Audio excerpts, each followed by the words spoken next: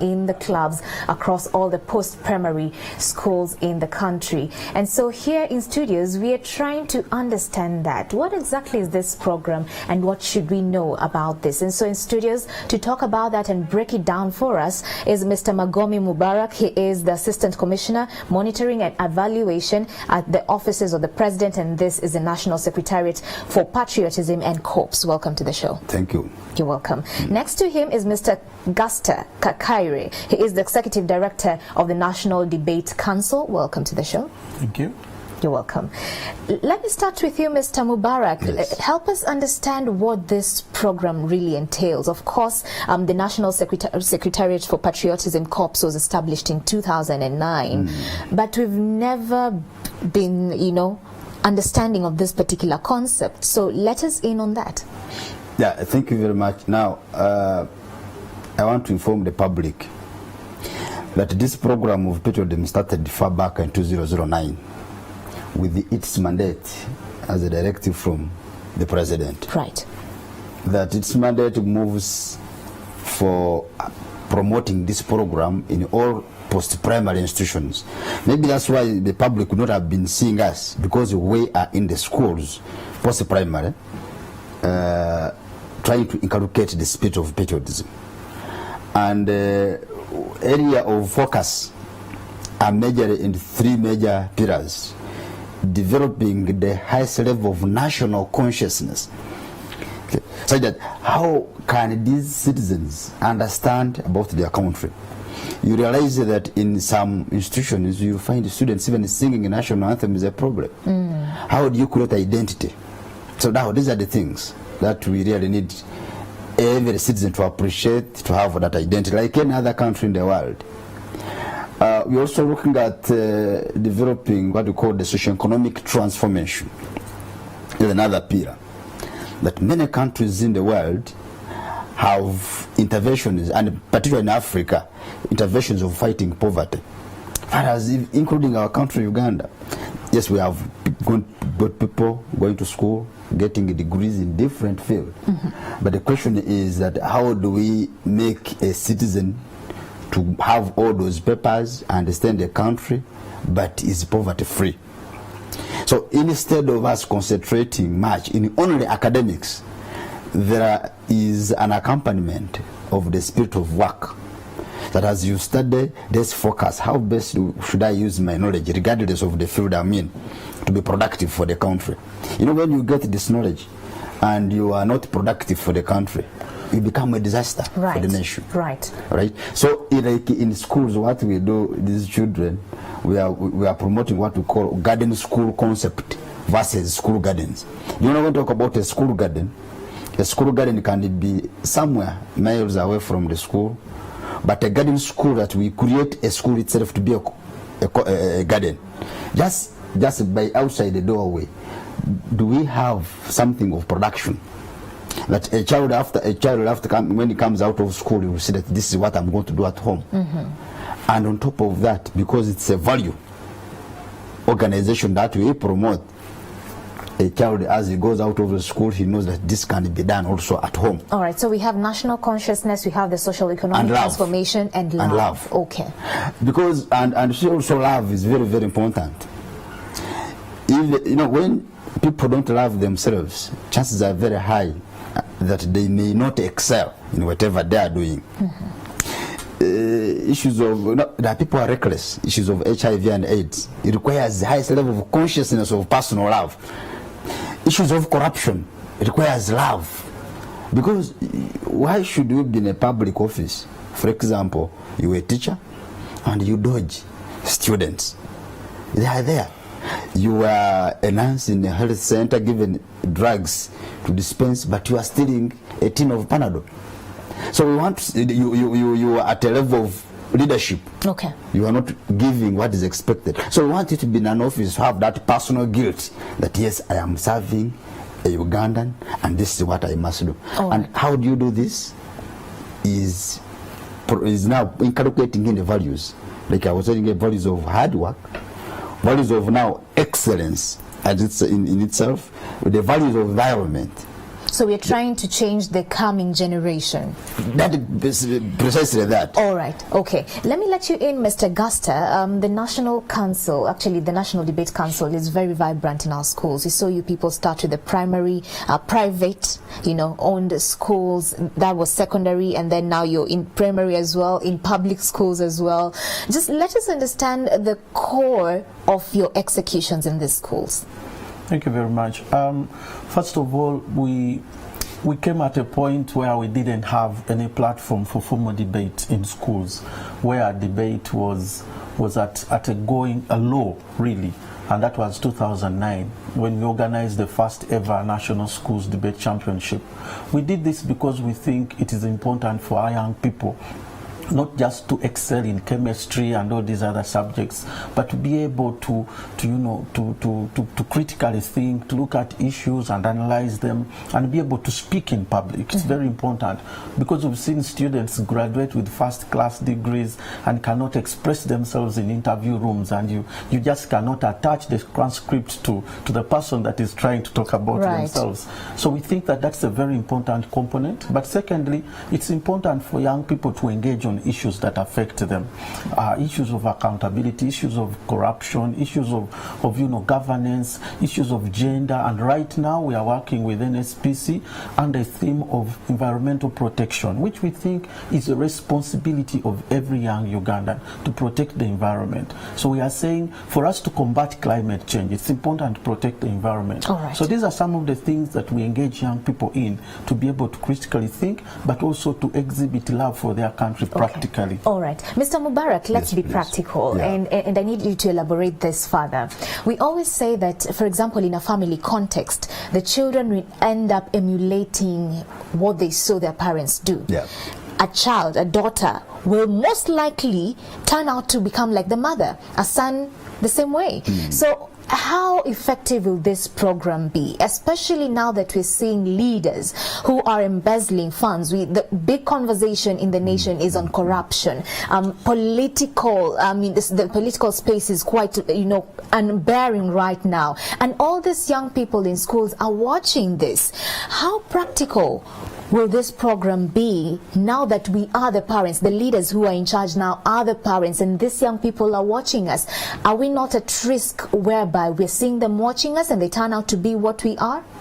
Yeah, thank you. And the beauty of that is that besides the directive of the president on the program of patriotism, we have the constitutional obligation in our national objectives and directive principles of state policy. Section Roman 29 of our constitution guarantees every citizen of this country to be patriotic, and it's therefore a responsibility of the state to ensure that people become patriotic, and that's why you are bringing these values. Your worries, which we are getting this, are the same worries the government is having, because we cannot afford to have good people before we can have government. But those who have got involved in issues of corruption, because the government has put interventions, we must be seeing them. IGG, we have prisons, we have police, but it has not put to the rest. Now the only solution is working now on the mental. That you, when you in such a public office, how practical are you that yes, I am serving this, and these are Ugandans, therefore I should put these resources to the right use. That is the struggle we are in. And as a program, we are basically focusing on three major outputs to achieve this. The most important output on this is basically on the trainings. As we talk right now, we're intending to train over 4,000 senior 6 leavers who will be joining the university. Training them in what? In patriotism, ideological development, and also military skills. See, because that is how, because those are the areas. Because in the training, it has got basically two major areas. One, on the military skills, that takes about 20% of what we promote. and 90% on ideological development.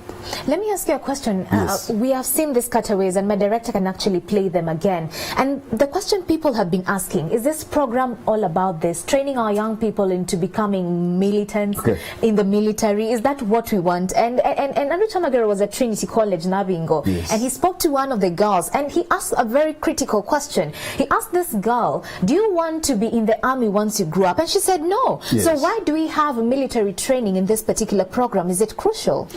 Good.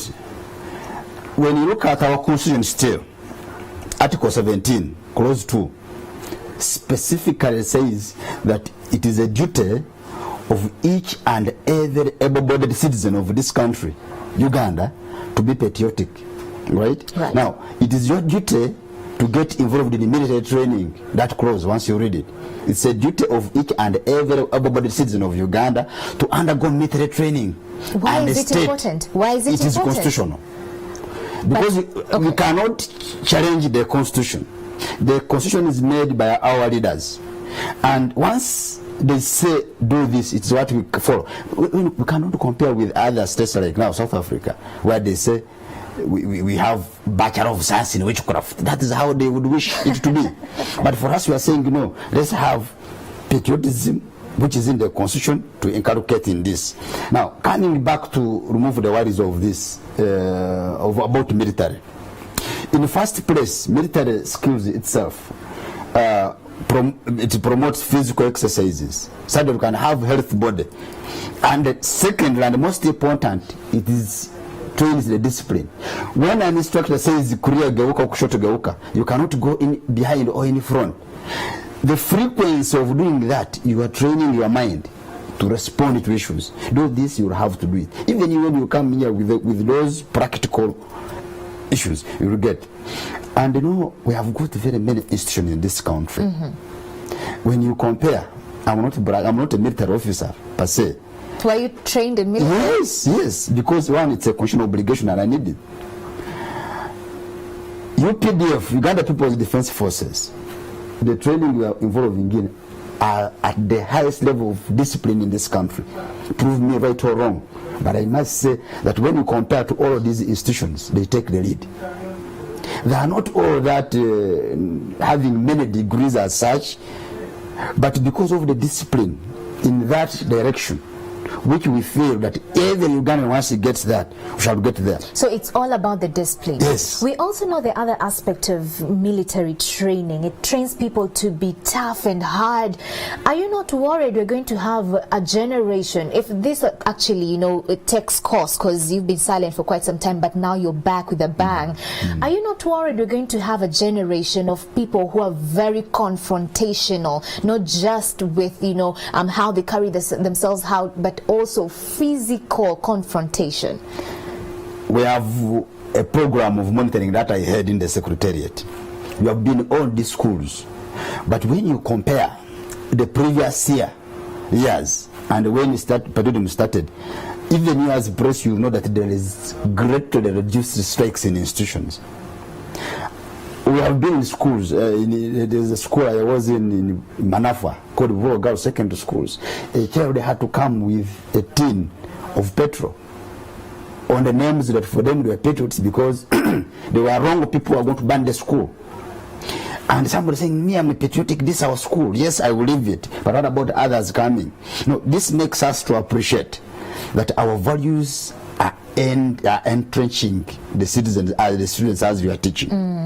Soon we are carrying out the mean survey to see that, because even as a press you have to get involved to see how we have achieved in terms of comparison, in terms of percentages. And the impact. Yes, the impact. How have we done that? Okay, so as we talk right now, there is clear response in the country, especially the constituency where we are in schools, that just let's say 5 years back and now, how many reports of strikes have you experienced in schools? That's basically part of discipline. All right. Which we're focusing on. All right. Mr. Gaster, when it comes to national debate, what are these young people vibrant about when it comes to these conversations that they have on a day-to-day basis? Do they talk about the national issues that they see on a day-to-day basis?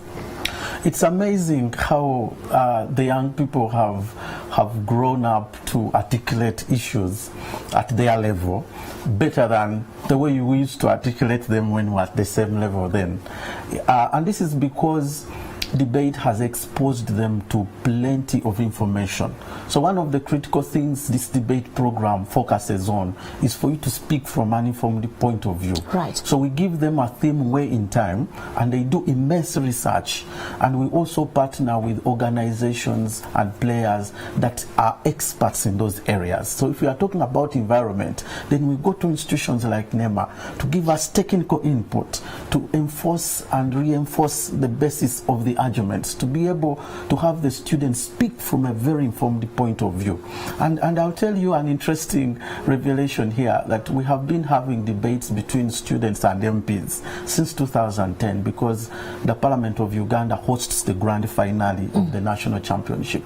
And it's amazing how young people challenge the national leaders on issues they are supposed to be experts in, because we also engage MPs that lie in the committees that are biased to the theme of the year. And so it's very, very good to see young people articulate very well these issues. We look at debate as we call it a mental sport at NDC, and we think that this is an opportunity to have students shine. Students that are not gifted in physical sport, like myself. I wasn't physically, excellent in school in terms of athletics and soccer and the rest of that. But I was good at the management of sport. Right. I could articulate, I could speak, but we didn't have a national platform. So this is the opportunity for these young people to show that they are relevant in school, that I may not be the first guy in the soccer team at school, but I can represent my school at the national level. Right. Mr. Mubarak, yes, please. He's mentioned something that is very critical, and this is feedback that you're getting on social media. And he said that the students actually go into intense research before they go to the platform of debating. And someone on social media is asking, are we putting our money in the right place? Is the government putting its money in the right place? Because where this is coming from is the role model, the mentorship perspective. These people who are supposed to be mentors are the ones who are doing all these wrong things, and the students, they do their research, so they know. They watch, they know. They will grow into becoming them. So shouldn't have the government instead put this monies into making sure that institutions actually work, and we have the wrong leaders be brought to book, and let them that are clean lead their way through? My sister, I don't want you to think that when you're in a school, in the classroom, they are all who excel, or they are all who fail. It is one way, because there is a teacher to gauge that this one has performed to this level and this one has performed this other level. Now, as I told you earlier, that as a government, those evils with people who are already there, it is one of the reasons why the president says, no, why can't we have these values? It is lacking. Because when you go to those who are making these evils, like you are putting it right, they have all the best papers at the levels of professor, masters, and the PhD talk about it. What is lacking? A value of patriotism, that a sense of belonging. And the solution to this as a government, we are saying, do we really wait to have good people before we can have government? That is a very big question. We cannot do that, because once you do that without government, I think you shall be in trouble. All these activities you are talking about, education, about health, cannot be championed. So there must be leadership. So what the government is doing is, we must see that it is giving an extra activity to address the problem that has been existing in terms of sustainability, right? When is promoting debate in institutions, we know that these children will be forced to make research. Right. Right. Now, when this research is done, children, after growing and maybe take a position of responsibility, they will be in a position to make informed position rather than being on surface. Someone once said that it's hard to get into a game with pigs and not get dirty. But let's talk about this, and we have the bite of Brigadier Patrick Mwesige, the Commissioner, National Secretariat for Patriotism Corps, and he has something to say about this particular topic. Let's take a look. At this speed, we are going to catch up with the others, with the rest of the world, And we know that in the future we're going to have good citizens who are not stone throwers, who don't climb desks of their parliament, and so on, who don't throw stones at the security officers, well knowing that they can, get hurt in that situation. So, ladies and gentlemen, I call upon So he says that we don't want to have citizens who throw stones at, police, citizens who are pretty much not indisciplined, and he's referring to the political atmosphere, of course. But I'll let you on this one, Mr. Guster. When these students are talking about this, how passionate do they speak, especially now that we know most of the students that actually take part in the National Debate Council are actually under this particular program, the patriotism program. When we come to assessing the impact and the quality of that program impacting their ways of life, their beliefs, and what they articulate in these debates, is it quite clear? Are you seeing this program actually, having an impact on these students? Thank you. I actually think the program is doing something very positive. We have been with them. We moved around this whole country and were able to engage about 260 schools directly in the regional qualifiers, as we call them, to bring us the national championship. And I saw a big sense of consciousness on their side. This theme we are doing this year has directly been hinged on patriotism, and we are saying that protection of the environment is a patriotic call for every young Ugandan. I have seen a lot of energy, a lot of enthusiasm in the way the students have been able to not just speak but also do. We have seen initiatives in schools start, like Kavera Free Schools. Many schools like Gayaza, like Namagunga, and a number of others have started a Kavera Free School. And this year at the National Championship, we are also not just going to talk. We want to act, because for us at National Debate Council, we don't just believe in speaking. We say speak, but also act. So we are not going to allow Kavera through the championship as a way of showing these young people that when you say Kavera has an effect on the soils, on the environment, then stop using it. So what you're saying is that there's an impact. Yes. There's a change of behavior on the part of the students with regards to this particular program. Okay, Mr. Mubarak, the COPS has been quite silent since 2009, and now you are back with a bang and quite vibrant. What are we likely to see in the coming days?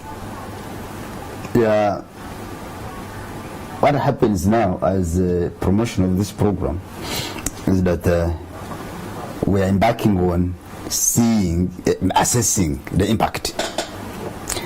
And as we talk right now, coming around 5th, we shall be training the teachers of Northern Uganda and Western Uganda into appreciating the promotion of this program in schools. We have also moved in to get stakeholders. We are in line with the local government structures. Talk about the RDC, talk about the COW, the DO and inspector of schools. Because we, as a office of the president, we don't work alone. We have actors in different districts to ensure this program. So we brought in them to appreciate this program so that it is cascaded. Because as we talk right now, there is high level of demand from many teachers and institutions that why can't we take this program to primary? And that will now therefore inform the policy issue now. If the president makes that through the cabinet and the parliament, then we shall have to cascade the program because of its benefits. It's unfortunate that people are now saying we are now seeing it now. Exactly, because from 2009 you've been very silent, so why now? But I think it also answers that we have been in schools.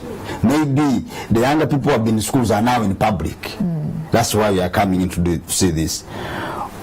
Given the level of the ground of promoting this program, I think as government, we really appreciate the outcome which we are now trying to see in these students. Surprisingly, you visit these schools, students have championed their administrators. They are sweeping compounds at their own supervision because they are demonstrating work. You go to big schools like King's College Budo, go to Mbale Sisi in Mbale. When this Sasama Rebecca, children, you find them say, Madam, they ask Madam head teacher or the headmaster, buy us brooms, we want to be in a clean environment. Right. You know, this makes us to appreciate. And after this, they are given assignments that in the holidays, do what you are doing here at home. Okay. And we have seen parents coming. Recently, the RDC of Kayunga was telling us one parent went to her to appreciate the changed attitude of a child, because a child was given money to manage the shop, but was telling the father, no, I need to make my pancakes and put aside so that I can have a value. The father became so happy that he has achieved, after training this child in, I think we were in this Shimoni Primary Teachers College for 3 weeks. Now a child becomes liberated to have that personal consciousness that he needs to do on his own, and the parent was so happy. Actually, RDC didn't even hesitate to tell us that the parent brought for her, I think he was saying, a gift. Right. After 2 years So the of observing, impact of observing the growth of his or her child, that what has happened. And this is a parent who is not a poor man. Right? He is able to do everything for the child, but because of the liberation of the child, he is appreciating. Okay. So those are the successes we are really getting from the public. Okay. And Mr. Guster, just let us in on this one. What next after the students go out in these debates? Do the conversations just stop there after the debates are over? Are these conversations carried forward into implementation and maybe absorption in our policies? Yes, very good question, and that is something we continue to work on. One thing at our level, we encourage the students to, like I said, to act the talk, that talk about things and go and implement them in your communities and in your schools. And we know how much the students have a huge multiplier effect. If you have every student at the championship representing a family, then you have a huge catch area. So we think that if they can do that in their communities, and by the way, the students that can be able to articulate at national level are the students that are given platforms, even in communities. When they're doing a church reading, they are the students they call on to do the church readings because they are the ones that can express themselves in public. But are the solutions taken up? I would say yes and no.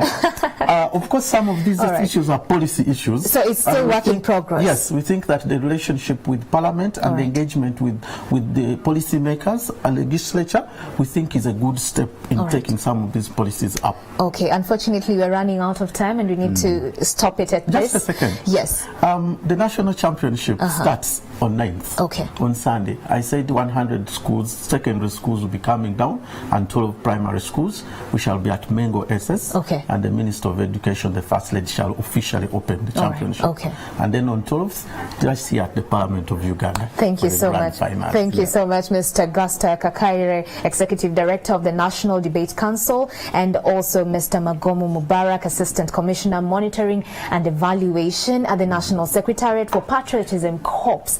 Thank you so much. Brilliant conversation we've had there. So when your students are telling you that they're in this particular patriotism clubs, it's for their good. Let's allow them to just get into these clubs. That has been it for Solutions segment. Morning Attentive still continues. Up next is Take Note with Flavio Tumusime. Keep it here.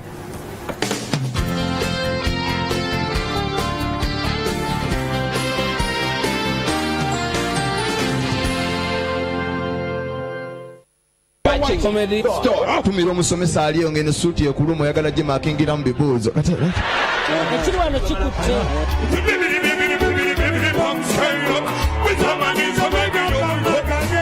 Okaba ali bayambe kashumba n'atuuka mu aligera ne tebu measure n'apima poloti. You are dead with my money. Something bigger than a cricket has entered its hall. With Alex Muhanji, the only time in Muchiga.